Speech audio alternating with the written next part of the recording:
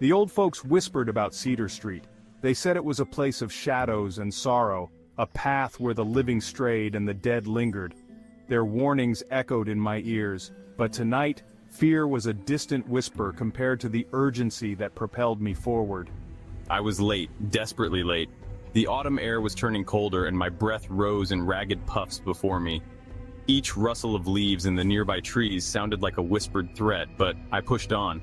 Cedar Street was a shortcut, a path that sliced through the heart of darkness to reach my destination. The entrance to Cedar Street was shrouded in an unnatural gloom. The old oak trees that lined its edges seemed to reach out with gnarled, skeletal branches, their leaves like grasping claws against the twilight sky.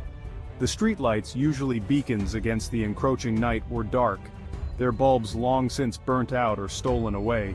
I hesitated for a moment, the warnings of my elders echoing in my mind. But the thought of disappointing my grandmother, of her sitting alone in her darkened house waiting for me, spurred me forward.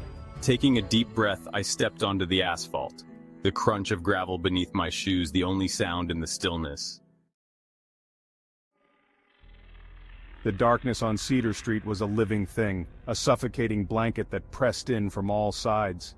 The air grew heavy, thick with the scent of damp earth and decaying leaves. With each step I took, the world outside the street seemed to fade away, leaving me alone in a tunnel of shadows. Then I heard it. The distinct sound of footsteps, slow and deliberate, pacing behind me. My heart pounded against my ribs, a frantic drumbeat against the silence. I told myself it was just an animal, a stray dog or a raccoon, but the rhythm of the footsteps was too steady, too measured to be anything but human. I quickened my pace, my breath catching in my throat. The footsteps behind me kept time with my own, their cadence never faltering, never wavering. Fear, cold and sharp, began to claw its way into my chest, tightening its grip around my lungs.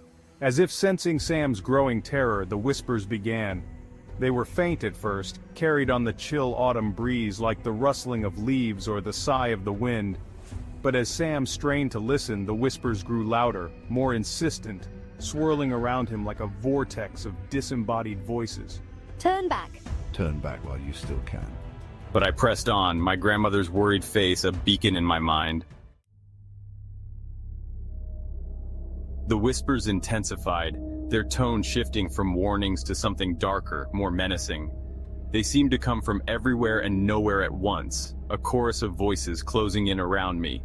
I could feel their icy breath on the back of my neck, sending shivers down my spine. And then Sam heard it.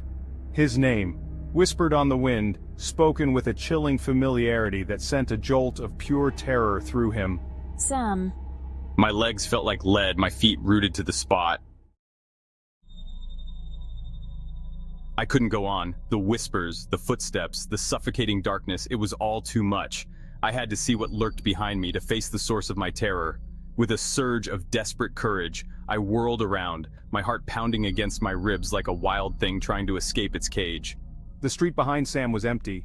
There were no footsteps, no whispers, no lurking figures, only the empty street stretching out before him, swallowed by the encroaching darkness. Relief washed over him, followed by a wave of exhaustion. He had made it. He had survived Cedar Street.